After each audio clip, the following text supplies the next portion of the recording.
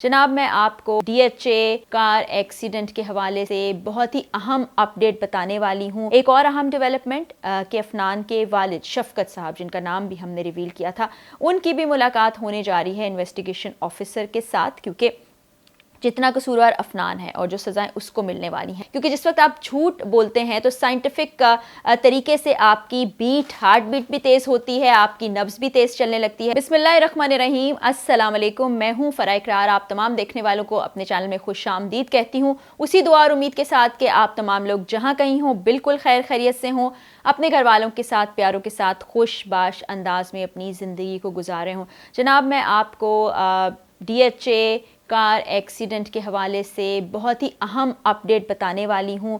और मेरा ख़्याल है कि जो इत्तला हम तक आई है, जो ख़बर हम तक पहुँची है, ये अब तक की सबसे अहम तरीन और तहलका खेज़ ख़बर होगी, क्योंकि अफनान ने अपनी ज़बानी बहुत सारी चीज़ों के इंकशाफात कर दिए हैं, जिसके बाद केस का रुख कहाँ से कहाँ चला जाएगा। और हम जो एक कैंपेन कर रहे थे कि इसमें अफनान की उम्र इतनी नहीं है, सारा कसूर अफनान पर है और ये सब कुछ प्लानिंग के तहत किया गया, वो भी सच साबित हो जाएगा। तो जनाब, आज पुलिस के ज़राए से हमने जो मालूमात इकट्ठी की हैं, मुसद्दिका मालूमात है। मैं फिर कहूँगी, मेरे चैनल के ज़रिए से आप तक जो भी चीज़ पहुंचती है वो मुसद्दिका होती है, उसमें किसी किस्म की कहानी नहीं बयान की जाती, वो सच्चाई पर मबनी होती है। तो अफनान ने आज ये बताया है कि जी हाँ, मैं तेज़ रफ्तार गाड़ी चलाता रहा हूँ, जी हाँ, मैं गाड़ी की ड्रिफ्टिंग भी किया करता था, और जी हाँ, जिस रात ये वाक़या पेश आया है उस रात भी मेरी गाड़ी तेज़ रफ्तारी में थी और मेरी गाड़ी से टक्कर लगी, जिसके बायस इतने सारे अफराद इस जहान फ़ानी से कूच कर गए। यानी कि ये एतराफ़ी बयान अफनान की तरफ से आ गया है। एक और अहम डेवलपमेंट कि अफनान के वालिद शफकत साहब, जिनका नाम भी हमने रिवील किया था, उनकी भी मुलाकात होने जा रही है इन्वेस्टिगेशन ऑफिसर के साथ, क्योंकि जितना कसूरवार अफनान है और जो सज़ाएं उसको मिलने वाली हैं, उसके वालिद उससे कहीं ज़्यादा कसूरवार हैं। क्योंकि अपने बच्चे को गाड़ी दे देना, उसको ड्रिफ्टिंग की इजाज़त दे देना, उस पर नज़र नहीं रखना, ये भी बहुत बड़ा जुर्म है। और छोटे बच्चों को अगर आप बात करें, वैसे तो अभी उसके जो ओसिफिकेशन टेस्ट का रिज़ल्ट आना बाकी है, ओसिफिकेशन टेस्ट के ज़रिए से ये तयन किया जाता है कि उम्र कितनी है बच्चे की। तो वो टेस्ट जो है 3 से 4 दिन में रिज़ल्ट उसका आ जाएगा। टेस्ट तो हो चुका है। और वैसे जो इन्वेस्टिगेशन ऑफिसर है, मैंने आपको पहले भी बताया था, वो खुद ये एतराफ़ कर चुके हैं कि बच्चे की उम्र उतनी नहीं लग रही जितनी बताई जा रही है। तो ये चीज़ भी क्लियर हो जाएगी। उसके अलावा आपको एक और अहम चीज़ बताऊंगी कि 29 को जो कि चंद ही दिन के बाद है, उस दिन पॉलीग्रामेटिक टेस्ट, जो कि मैंने आपको बताया था, वो भी, और पॉलीग्राफिक टेस्ट भी सामने आएगा। उसमें पता चल जाएगा कि सच क्या है, झूठ क्या है। वही बात है कि वो आपकी दिल की धड़कन के ज़रिए, आपकी पल्स के ज़रिए से, कि नब्ज़ कितनी तेज़ रफ्तारी से चलती है, इस बात का तयन करती है कि जो शख्स जिससे सवालात किए जा रहे हैं वो जवाबात दुरुस्त दे रहा है या उसमें किसी किस्म की झूठ की आमेज़िश शामिल है। क्योंकि जिस वक्त आप झूठ बोलते हैं तो साइंटिफिक तरीके से आपकी हार्ट बीट भी तेज़ होती है, आपकी नब्ज़ भी तेज़ चलने लगती है, तो इस तरह से तयन किया जाता है। अब यहाँ पर एक और चीज़ मैं आपके सामने रखना चाहती हूँ कि अभी ये केस ख़त्म नहीं होने वाला है। ये जो एतराफ़ात सामने आए हैं, जो चीज़ें सामने आई हैं, उसके बाद अगर आपको लग रहा है कि फ़ौरी तौर पर अदालत से कोई हतमी फ़ैसला साबित हो जाएगा, तो ऐसा नहीं है।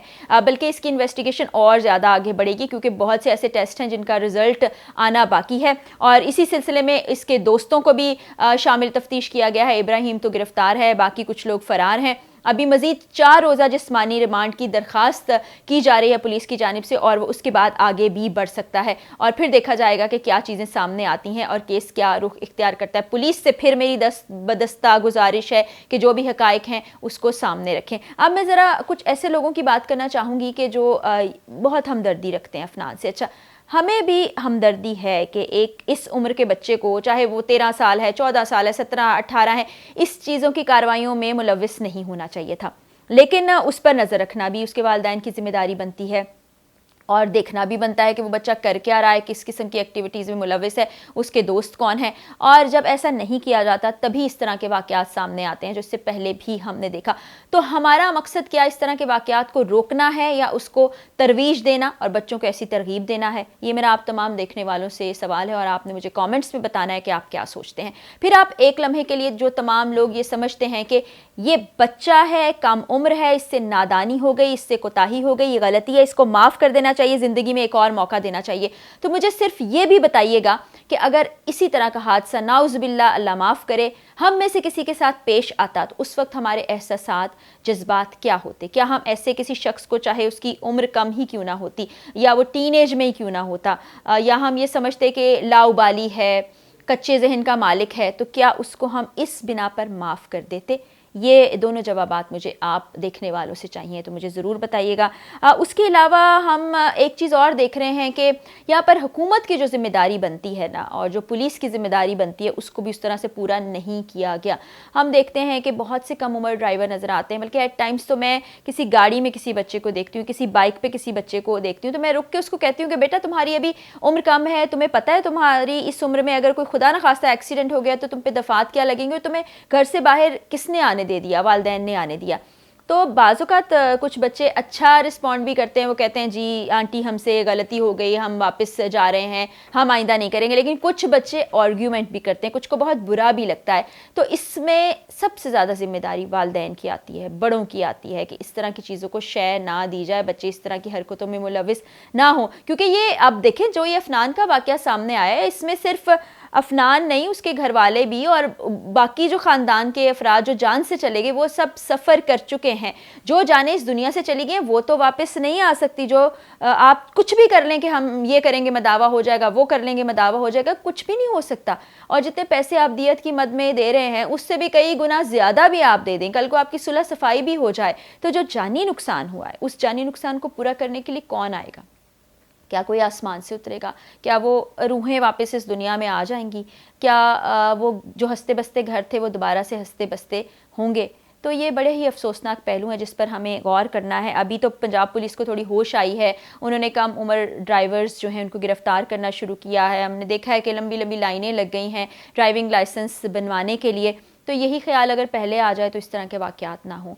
तो मेरी रिक्वेस्ट है तमाम लोगों से कि अगर आपके ड्राइविंग लाइसेंस नहीं बने, आपकी उम्र 18 साल से ज़्यादा है, तो आप जाके ड्राइविंग लाइसेंस बनाएं और उसके बाद सड़कों पर आएँ। जो कम उम्र हजरात हैं, लिटरली मैं आपको क्या कहूँ, किन अल्फाज में आपसे रिक्वेस्ट करूँ कि उन बच्चों को, उन कम उम्र लोगों को और इस तरह से करतब दिखाने के लिए सड़कों पर खुला मत छोड़ दें, उनको मत सड़कों पे आने दें, उनकी इन चीज़ों की मतलब रोकें, उनको उन पर नज़र रखें। इस तरह की चीज़ों से फिर ऐसे ही सानियात और हादसात जन्म लेते हैं। बाकी मज़ीद अपडेट्स आएंगी इंशाल्लाह इस केस के हवाले से भी, वो भी आप तक रखूँगी। मज़ीद जो ख़बरें और इन्फॉर्मेशन मुझ तक पहुँचेंगी वो भी आप तक पहुँचाऊँगी इंशाल्लाह। और मैंने जो वादा किया था आप लोगों से कि जो भी अपडेट्स आएंगी बगैर किसी खौफ व ख़तर के मैं आप तक पहुँचाती रहूँगी। काफ़ी प्रेशर भी आता है एट टाइम्स, तो ये सिलसिला जारी रहेगा। इजाज़त दीजिए, अगली वीडियो में मुलाकात होगी। जाते जाते वही दुआ कि अल्लाह ताला हमारे प्यारे पाकिस्तान और हम सब पाकिस्तानियों का हामी और नासिर हो। अल्लाह हाफ़िज़।